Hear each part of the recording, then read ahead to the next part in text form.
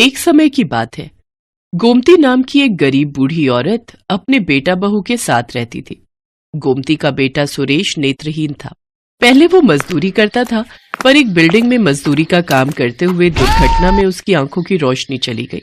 सुरेश परिवार में इकलौता कमाने वाला था, पर अब आंखों की रोशनी न होने के कारण वो घर पर ही रहता था।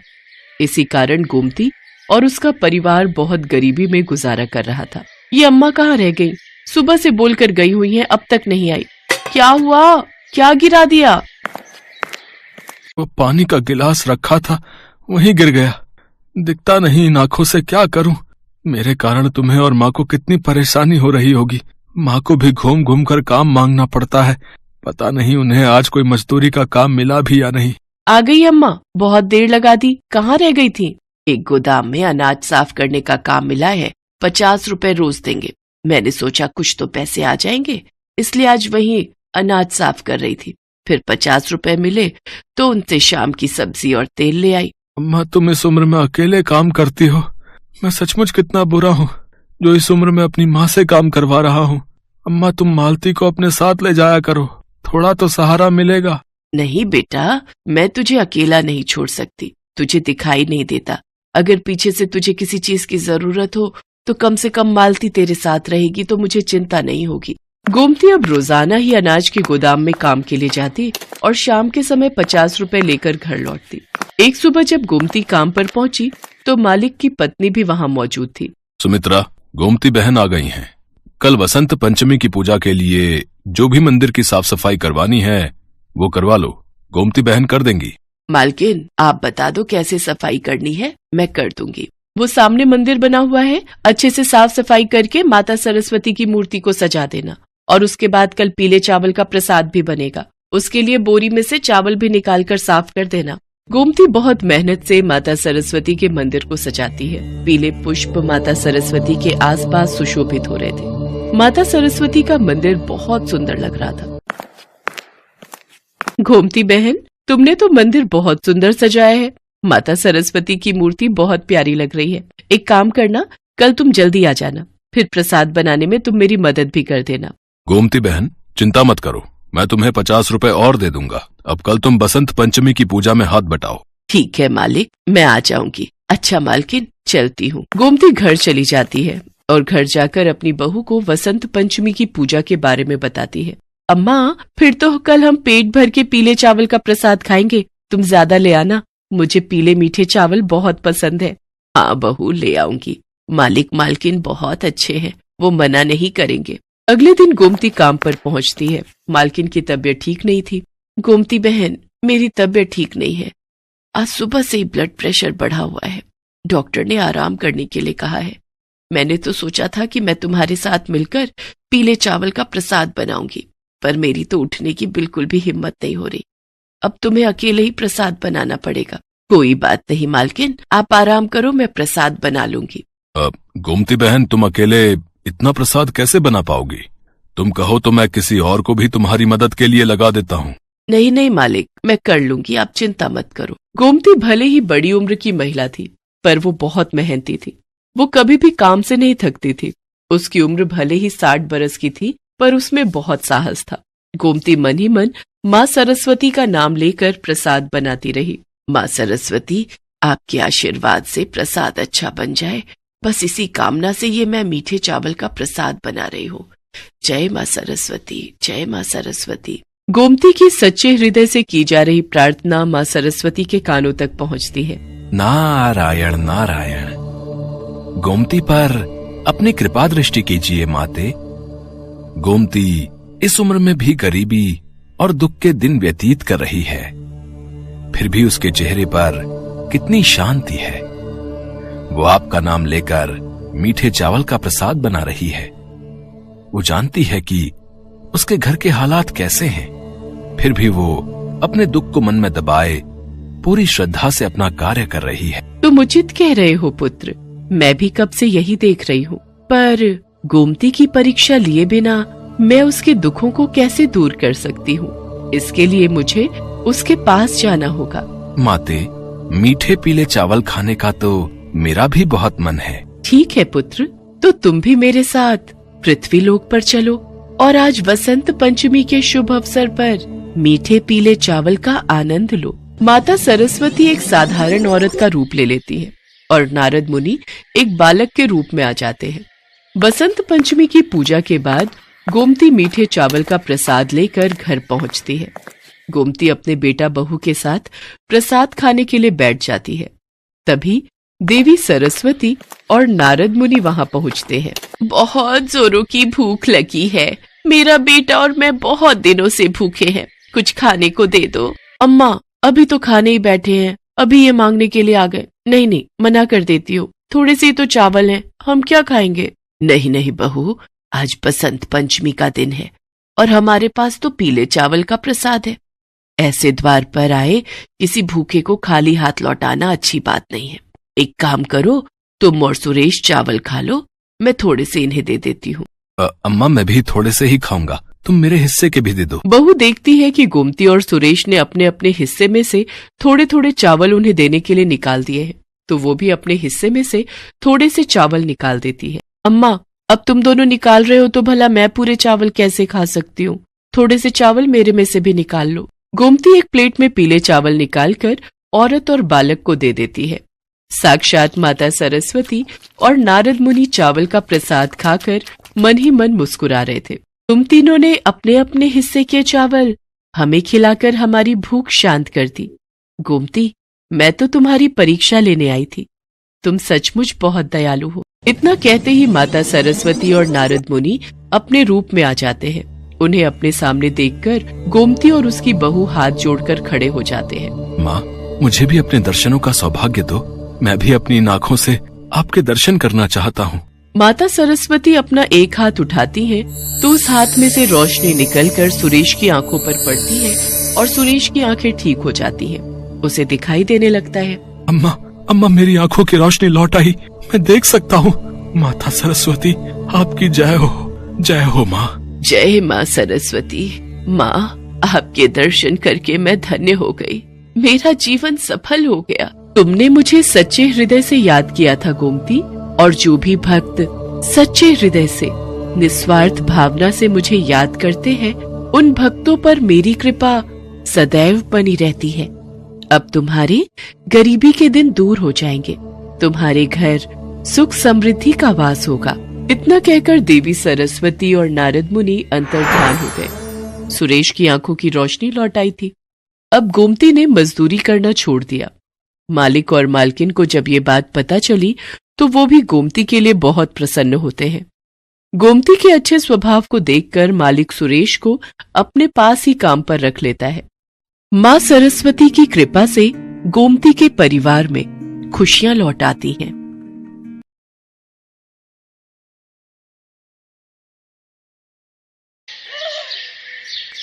माँ सरस्वती ब्रह्मलोक में बैठी अपनी वीणा बजाने में मुग्ध थी। तभी देवी लक्ष्मी उनके समक्ष उपस्थित होती हैं। प्रणाम देवी सरस्वती। प्रणाम देवी लक्ष्मी, आपने ब्रह्मलोक में पधारकर यहाँ के वातावरण को और भी मंगलमय बना दिया है। बस आज थोड़ा समय मिला तो आपसे भेंट के लिए चली आई, वरना मुझे फुर्सत ही कहाँ। जन कल्याण के कार्यों में इतनी व्यस्त रहती हूँ कि कहीं आने जाने का समय ही नहीं मिलता। अब क्या करूँ, मेरा नाम ही लक्ष्मी है, धन और वैभव की देवी हूँ। सारा विश्व मेरा आदर करता है। पृथ्वी पर घर घर में मेरा स्वागत होता है।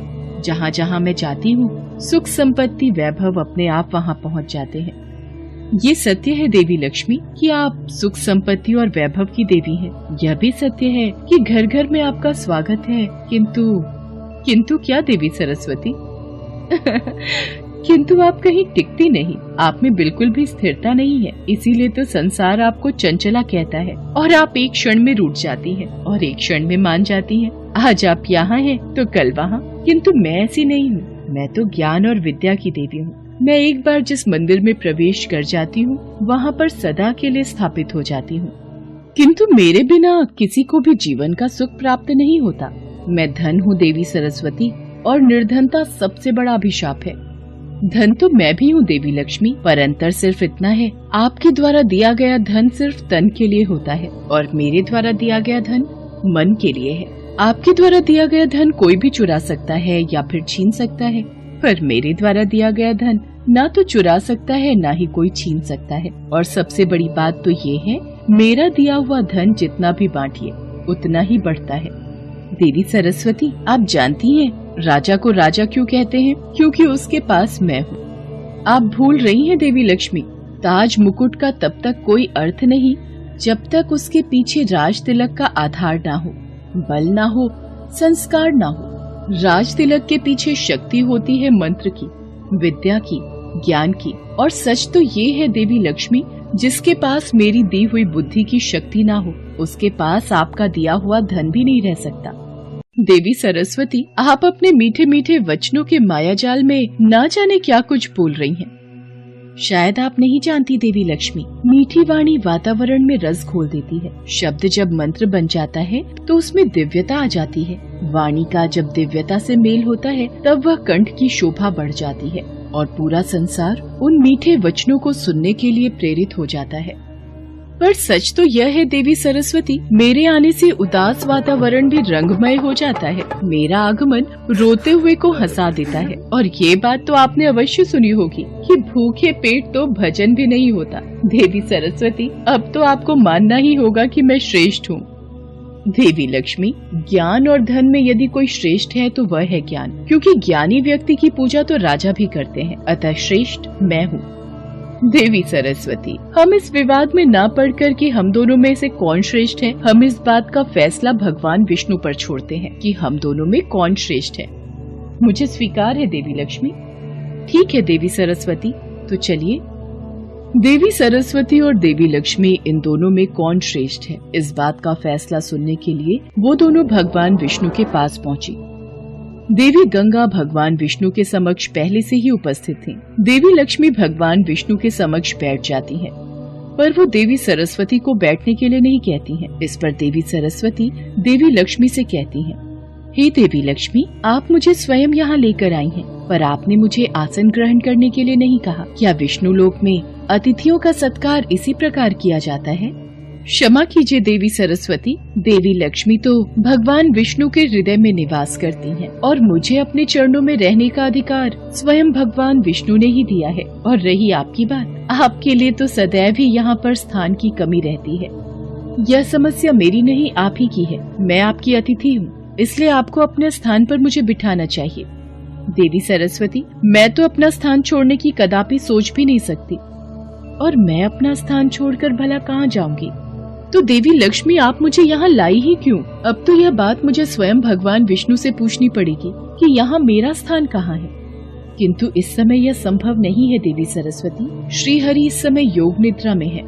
तो क्या हुआ देवी लक्ष्मी, मैं उन्हें जगाऊंगी और मैं आपको इसकी अनुमति कदापि नहीं दूं। देवी लक्ष्मी, इस समय आप मेरा घोर अपमान कर रही हैं। देवी सरस्वती, देवी लक्ष्मी सत्य ही तो कह रही हैं। देवी गंगा, मैं जानती हूँ आप देवी लक्ष्मी की हाँ में हाँ क्यों मिला रही हैं, और मैं ये भी जानती हूँ कि मेरे विरुद्ध लगातार आपके कान कौन भरता रहता है। आप गलत समझ रही हैं देवी सरस्वती, भला मेरे कान कौन भरेगा? देवी गंगा, देवी सरस्वती का संकेत मेरी ओर है, ये सोच रही है कि मैं आपको इनके लिए भड़काती हूँ। देवी लक्ष्मी, मुझे संदेह ही नहीं पूर्ण विश्वास है। यह सरासर अन्याय है देवी सरस्वती। यह बात मैं अच्छे से जानती हूँ कि आप भगवान विष्णु के चरणों में स्थान पाने के लिए सदैव ही व्याकुल रहती हैं, किंतु भगवान श्री हरि ने यह स्थान स्वयं मुझे दिया है। आप तो बेकार में ही देवी लक्ष्मी पर क्रोधित हो रही हैं। गंगा सत्य कह रही है देवी सरस्वती। मैं भली भांति जानती हूँ आप दोनों मिलकर मेरे खिलाफ कोई षड्यंत्र रच रही हैं। देवी सरस्वती, यदि आपके मन में देवी लक्ष्मी के लिए कोई बैर है तो कृपया करके मेरे साथ भी इस तरह का व्यवहार नहीं करें, तो यही उचित होगा। देवी गंगे, मैं जानती हूँ, मैं स्वयं इतनी सक्षम हूँ कि एक दिन मैं अपने ज्ञान, अपनी बुद्धि और अपनी योग्यता से भगवान श्री हरि के चरणों में ही नहीं, उनके हृदय में भी स्थान जरूर प्राप्त कर लूंगी। नहीं देवी सरस्वती, नहीं, वो दिन कभी नहीं आएगा। नारायण के हृदय में मेरा निवास है, और कोई कितना भी शक्तिशाली क्यों ना हो, मुझे श्री हरि के हृदय से कोई नहीं निकाल सकता। अच्छा, तो आप मुझे चुनौती दे रही हैं देवी लक्ष्मी? देवी सरस्वती, आपका विवाद गंगा से आरंभ हुआ था और आज आपने उस विवाद को आगे बढ़ाकर मेरे तक पहुंचा दिया। देवी सरस्वती, यदि आपको मेरे से ईर्ष्या है कि मैं धन वैभव की देवी हूँ, तो इसमें बुरा मानने वाली कौन सी बात है? यह स्थान तो मुझे स्वयं आदिशक्ति परमेश्वरी ने दिया है। अच्छा देवी लक्ष्मी, आपको इतना अहंकार है अपने वैभव और ऐश्वर्य पर, तो मैं आपको इस स्थान से अर्थात विष्णु लोक से दूर करती हूँ। मैं आपको श्राप देती हूँ, आप विष्णु लोक छोड़कर धरती पर चली जाएंगी। देवी सरस्वती देवी लक्ष्मी को श्राप दे देती हैं कि वो तुलसी रूप में धरती पर रहेंगी। इतनी देर में देवी गंगा देवी सरस्वती को श्राप देती हैं कि देवी सरस्वती धरती पर नदी रूप में प्रवाहित होंगी। देवी सरस्वती गंगा को श्राप देती हैं कि वो धरती पर बहकर पापियों के पाप धोएंगी। एक दूसरे से क्रोध में श्राप देने की बात देवी परमेश्वरी के कानों तक पहुँचती है। परमेश्वरी देवी कि आपकी रचाई दोनों शक्तियाँ लक्ष्मी और सरस्वती आपस में झगड़ा कर रही हैं, ऐसा क्यों? देवी काली, धन और बुद्धि में तो सदैव संघर्ष रहा है। इन दोनों ने सदैव ही अपने आप को श्रेष्ठ कहा है। ऐश्वर्य कहता है उसके बिना सब व्यर्थ है और ज्ञान कहता है उसके बिना सब व्यर्थ है। दोनों के बीच श्रेष्ठता का ये युद्ध सदैव चलता रहा है और आगे भी चलता रहेगा। परंतु इसका परिणाम क्या होगा? ये तीनों देवियाँ कहाँ जाएंगी? देवी काली, जन कल्याण की सहायता के लिए देवी लक्ष्मी राजा धर्मध्वज के घर तुलसी रूप में जन्म लेगी। देवी सरस्वती एक कल्याणकारी जलधारा के रूप में प्रकट होंगी और देवी गंगा को भागीरथ नाम का एक महान तपस्वी राजा धरती पर उतार कर ले जाएगा। हे देवी परमेश्वरी, ये सब आप ही की इच्छा से हो रहा है। आपकी लीला अपरंपार। देवी लक्ष्मी, आप किस चिंता में हैं? स्वामी, मुझे देवी सरस्वती ने श्राप दिया है कि मैं पृथ्वी लोक पर एक साधारण मानव रूप में आपसे दूर रहूंगी। देवी लक्ष्मी, ये श्राप के कारण नहीं है, ये तो विधि का विधान है। ये पहले ही तय हो चुका था। वो देखिए, पृथ्वी लोक पर राजा धर्मध्वज, जिनकी कोई संतान नहीं है, वो आपको संतान रूप में पाने के लिए बहुत समय से तपस्या कर रहे हैं। उनके शरीर पर मिट्टी ने अपना कब्जा कर लिया है और कहीं ऐसा न हो कि देर हो जाए, कोई वन्य जीव जंतु उनको अपना शिकार बना ले। ओम श्री लक्ष्मी देवाय नमः। ओम श्री लक्ष्मी देवाय नमः। ओम श्री लक्ष्मी देवाय नमः। ओ कमल लोचन, ये मैं क्या देख रही हूँ? राजा धर्मध्वज तो मेरे ही नाम का स्मरण करके तपस्या कर रहे हैं। मुझे उनको वरदान देना ही होगा। परंतु देवी सरस्वती ने मुझे श्राप दिया था कि मुझे आपसे दूर होना होगा। मैं आपके बिना पृथ्वी लोक पर कैसे रहूंगी स्वामी? देवी लक्ष्मी, आप इस बात की चिंता मत कीजिए। जिस तरह आप मेरे बिना अधूरी हैं, उसी तरह ये विष्णु लोक और मैं भी आपके बिना अधूरे हैं। मैं आपसे बहुत जल्द मिलूंगा। आप अपना कर्तव्य निभाइए। मुझे आज्ञा दीजिए नारायण। और फिर देवी परमेश्वरी की इच्छा से देवी लक्ष्मी ने तुलसी रूप में, देवी सरस्वती ने नदी की धारा के रूप में और देवी गंगा ने अपने वेग से बहते हुए जन कल्याण में अपना सर्वश्रेष्ठ स्थापित किया।